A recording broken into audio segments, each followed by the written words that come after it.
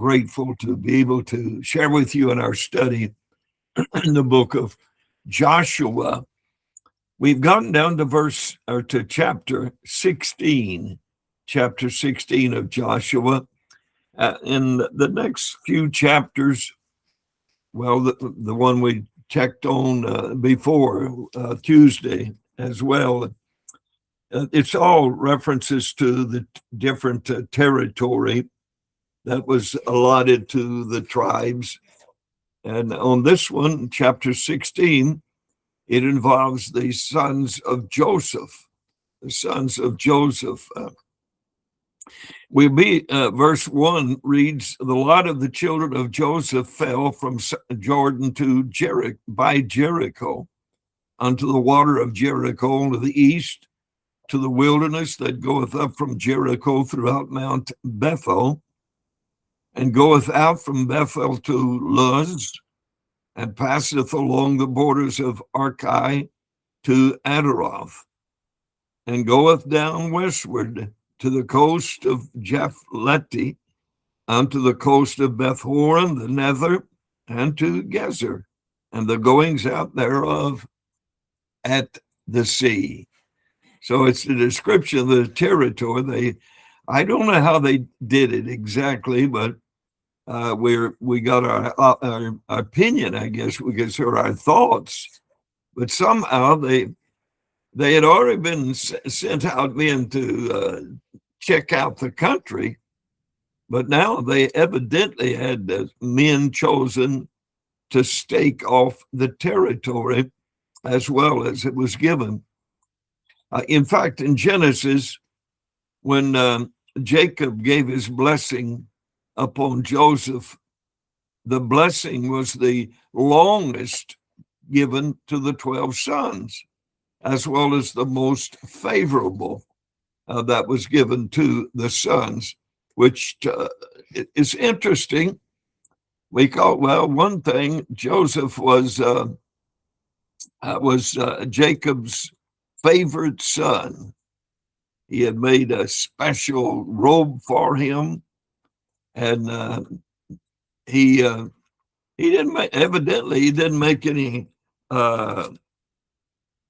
differences other than with Joseph. I'm supposed surely he loved all of his sons. He had 12 of them, but Joseph was uniquely different, and he gave off. He gave the. Oh, let me get my straight out here. In chapter 49, this is what I'm looking for. In chapter 49, where Joseph was called, his name was called. Jacob named each one of them, beginning with Reuben. And then we get down to verse 22. Joseph is a fruitful bough, even a fruitful bough by a well, whose branches run over the wall. The archers have sorely grieved him and shot at him and hated him. But his bow abode in strength, and the arms of his hands were made strong by the hands of the mighty God of Jacob. From thence is the shepherd, the stone of Israel. Even by the God of thy father who shall help thee, and by the Almighty who shall bless thee, with the blessings of heaven above, blessings of the deep that lieth under, blessings of the breasts and of the womb. The blessings of thy father have prevailed above the blessings of my progenitors, unto the utmost bound of the everlasting hills. They shall be on the head of Joseph, and on the crown of the head of him that was separate from his brethren. My. Again, this was the longest blessing pronounced upon the 12 sons, Joseph.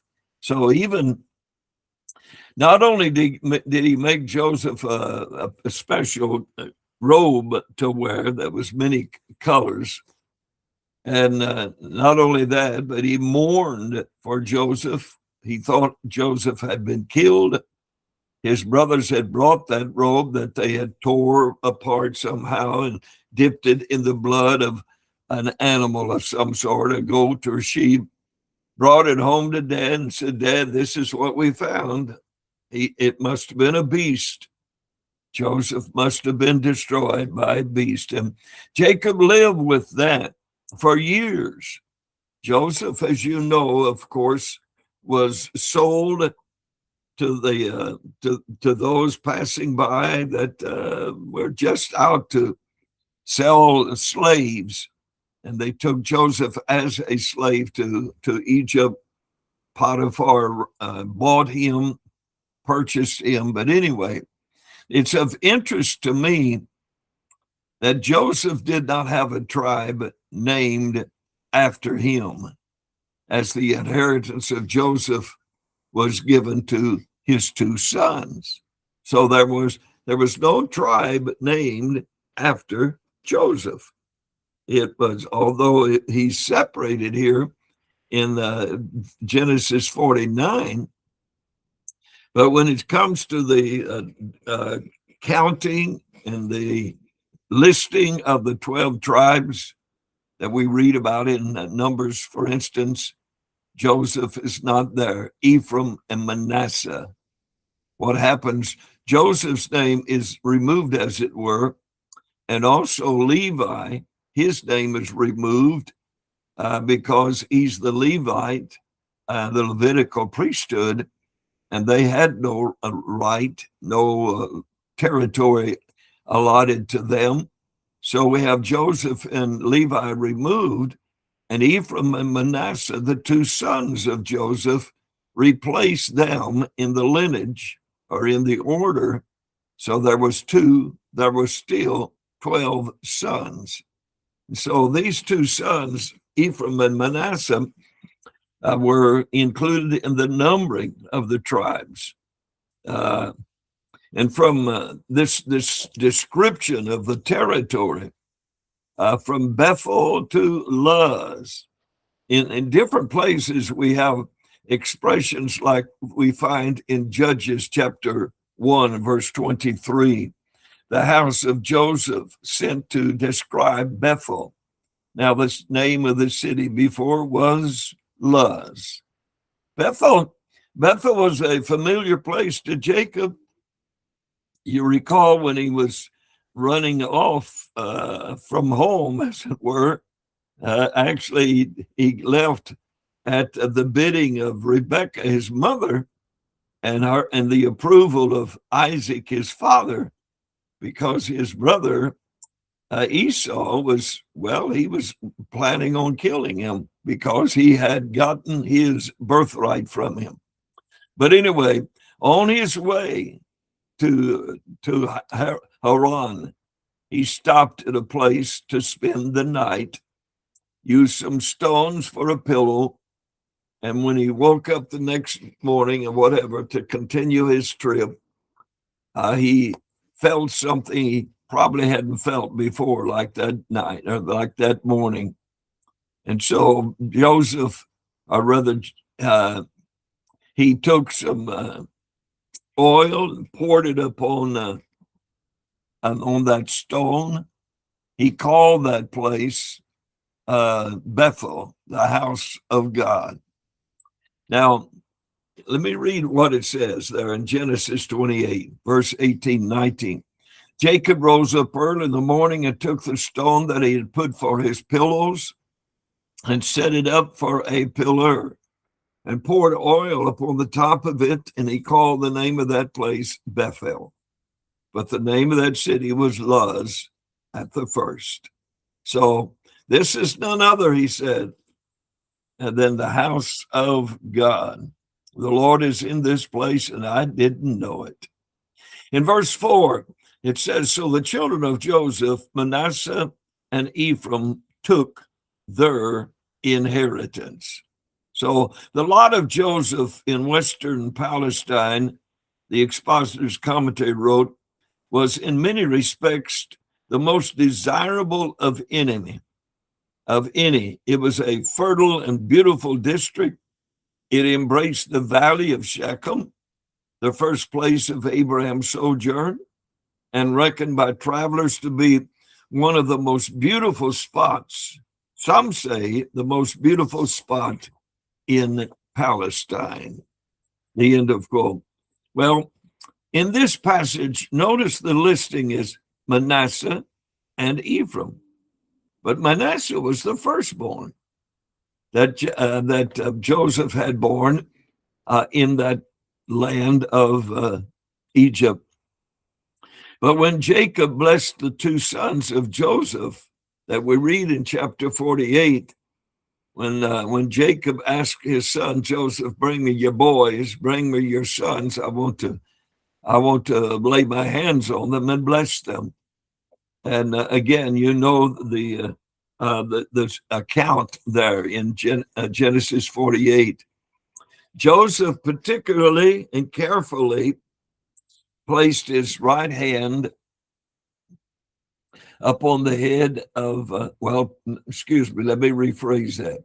Placed his left hand upon Manasseh and his right hand upon Ephraim, because he wanted to guide them boys into his father, Jacob, so that Jacob's right hand would be on the head of Manasseh and his left on the head of Ephraim. Because Manasseh was the firstborn, he wanted Jacob's right hand to be on his head.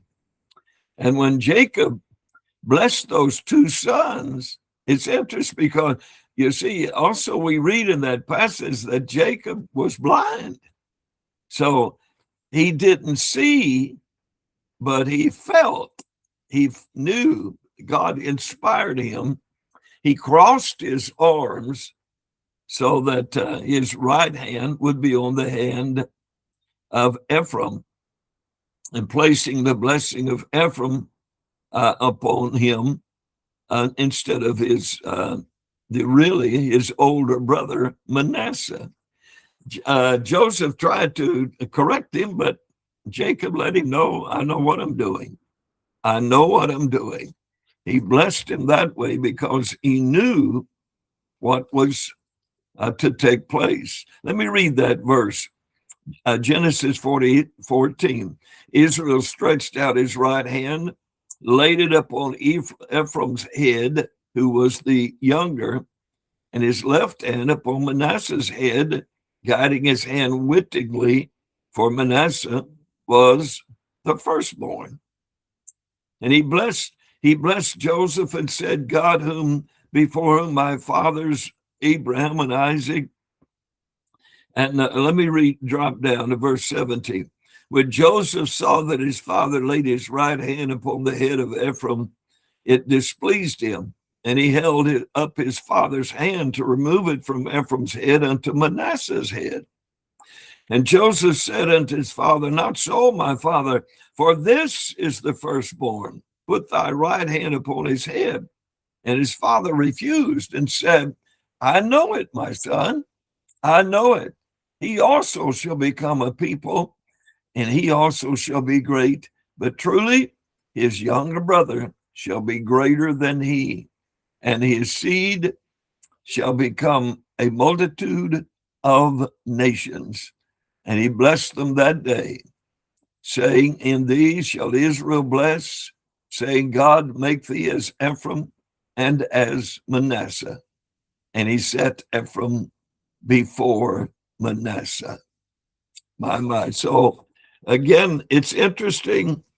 We read these passages when we're reading our Bible through.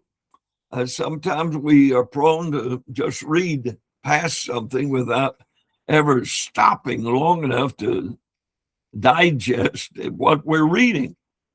But let's keep in mind that the allotment to Manasseh referred to here was to only half the tribe, as the other half, well, we know the other half stayed on the east side. Now, I know when all this took place, of course, that hadn't happened yet, but God knew it was going to happen.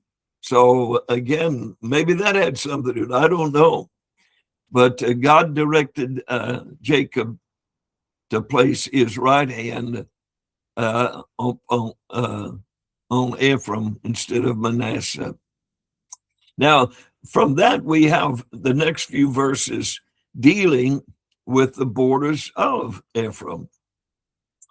Verse 5, the border of the children of Ephraim, according to their families, was thus. Even the border of their inheritance on the east side was at Taroth Haddon unto Beth Oren the upper, and the border went down toward the sea of Mikmathah on the north side, and the border went about eastward unto Teanath Shiloh, passed by it on the east to Janohah, and then it went down from Janohah to Adaroth to Nereth, and came to Jericho, and went out at Jordan. So that was Ephraim's part. Joshua did as his father Jacob did in bringing attention first to Ephraim in the division of the land. So he was doing what his father had directed him, and not doing as the order that some would feel should have been taken. Now, this interesting in verse 6, it speaks about Taanath Shiloh. Oh, I'm probably not pronouncing that right, but this is the only place this name's found in the Bible. And while Shiloh is found several times, this is the only place that it's found where it's connected with Taanath Shiloh. It's been suggested that Taanath was the ancient Canaanite name, while Shiloh was the Hebrew name. I don't know, but this was the division of Ephraim's territory as it's described by Joshua. And then it goes on, the border went out from Tappuah westward unto the river of Kana, and the goings out thereof were at the sea. This is the inheritance of the tribe of the children of Ephraim by their families. And then in verse 9 and 10, the last two verses of this short chapter, the separate cities for the children of Ephraim were among the inheritance of the children of Manasseh. All the cities were their villages, and they drave not out the Canaanites that dwelt in Gezer, but the Canaanites dwell among the Ephraimites unto this day and serve under tribute. We're running upon this again and again about when they claimed the land in some areas by some of the tribes, they didn't kill all the inhabitants. They conquered them, but the people then became their servants. And this is one of those areas. Now, we're among the inheritance of Manasseh. So they got a part of Manasseh's territory. This statement informs us that Ephraim must have gone beyond his borders, even into the inheritance of his brother. Or at least that's the impression we're getting here by what's said. Mr. Keel, commentator, said, the tribe of Ephraim also received some scattered towns in the territory of the tribe of Manasseh. In fact, all those towns to which Tappuah belonged, according to Joshua 17 and 8, with the dependent villages. That's according to Mr. Keel. Now, they drave not out the Canaanites. Now, I don't understand what took place here for sure. Moses had very clearly, and I know we've mentioned this as well, previously. But Moses was very plain when he said in the book of Deuteronomy, chapter 20, verses 16 and 17, but of the cities of these people, which the Lord thy God doth give thee for an inheritance, thou shalt save alive nothing that breatheth, but thou shalt utterly destroy them, namely the Hittites and the Amorites, the Canaanites and the Perizzites, the Hivites and the Jebusites, as the Lord thy God hath commanded thee.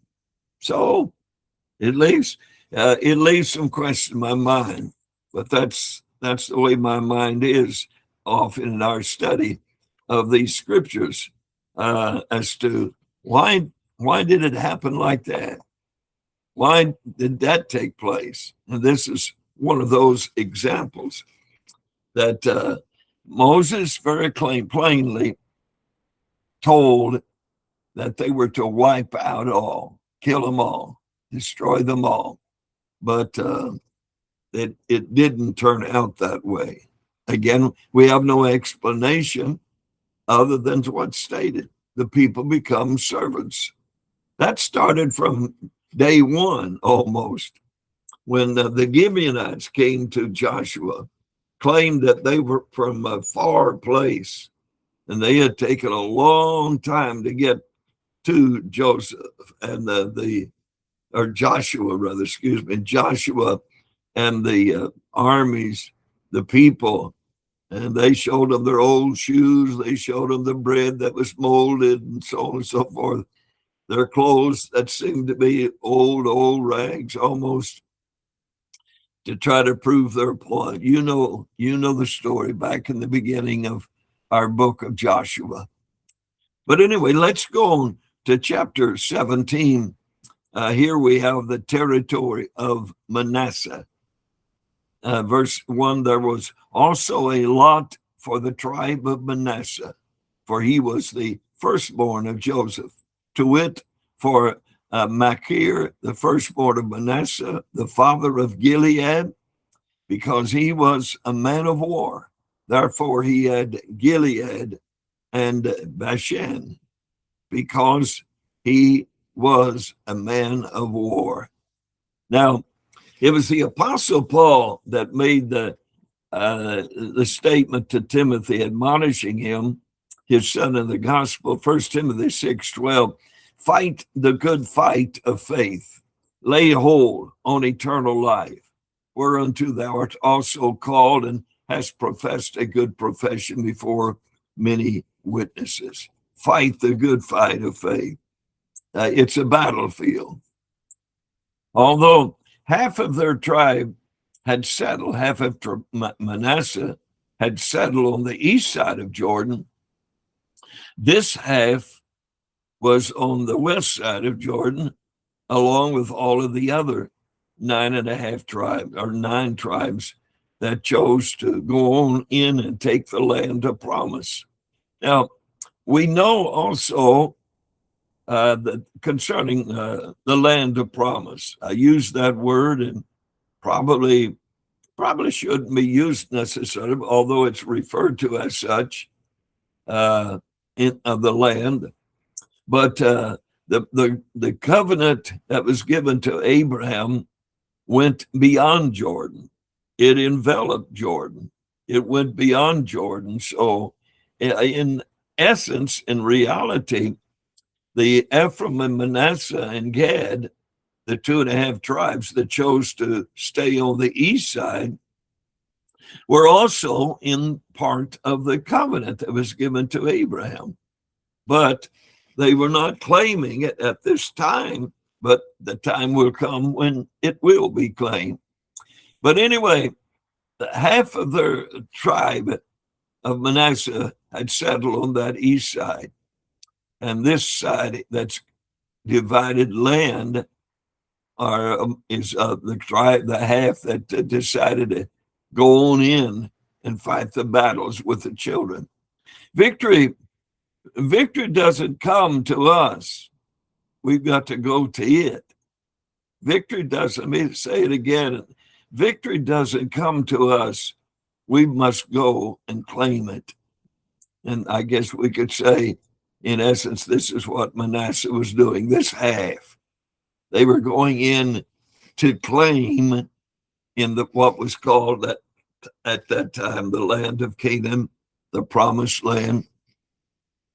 Verse 2, there was also a lot for the rest of the children of Manasseh by their families, for the children of Abiezer, for the children of Helek, for the children of Azriel, for the children of Shechem, for the children of Hepher, and for the children of Shemida.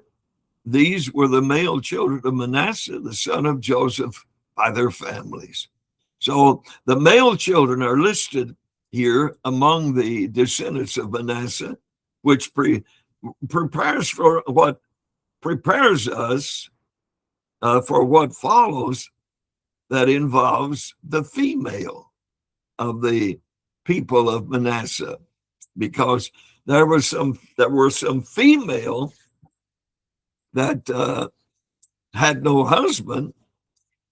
They were in a unique position and condition.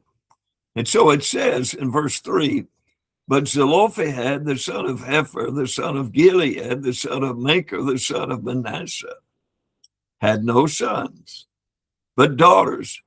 And these are the names of his daughters, Mahlah and Noah, Hoglah, and Milcah and Tirzah. So we got a problem here, Joseph, or Joshua. I keep wanting to call him Joseph. We got a problem here, Joshua. Dividing the land. We got some daughters here that were daughters of Gilead. Zelophehad, the son of Hepher, the son of Gilead, the son of Machir, the son of Manasseh. He was a son, Zelophehad, but he didn't have any sons, to which part of the heritage should go to. So we just got these daughters. Zelophehad was the great grandson of Manasseh, and he had died in the wilderness without siring any sons that could take up his name and inherit his territory. And so these 5 daughters, they come to Joshua and say, we deserve territory just like the sons of these other sons of Manasseh. And so they did a presentation, and Joshua, well, he had to get some help. And the Bible says that they came near before Eleazar, the priest, and before Joshua, the son of Nun, and before the princes, that is, the leaders of the 12 tribes, or the 9.5 tribes here. The Lord commanded Moses to give us an inheritance among our brethren. Therefore, according to the commandment of the Lord, he gave them an inheritance among the children of their father. They came near unto Eleazar. Eleazar was one of those, along with Joshua. He was the main one, I guess we could say, that was responsible for dividing the land. We read that back in chapter 14 and verse 1. So 10 portions to Manasseh beside the land of Gilead and Bashan, which are on the other side of Jordan, portions for the sons, and 5 portions for the daughters of Zelophehad. So they made their argument, as it were, their demand, and got an answer.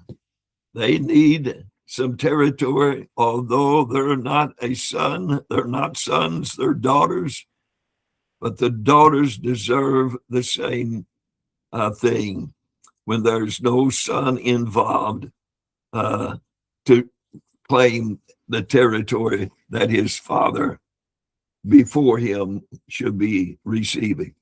Anyway, this runs us out of time another evening. God bless you for joining us. We appreciate what the Lord's doing for you in Kenya. God bless you, Brother Michael and Sister Jacqueline.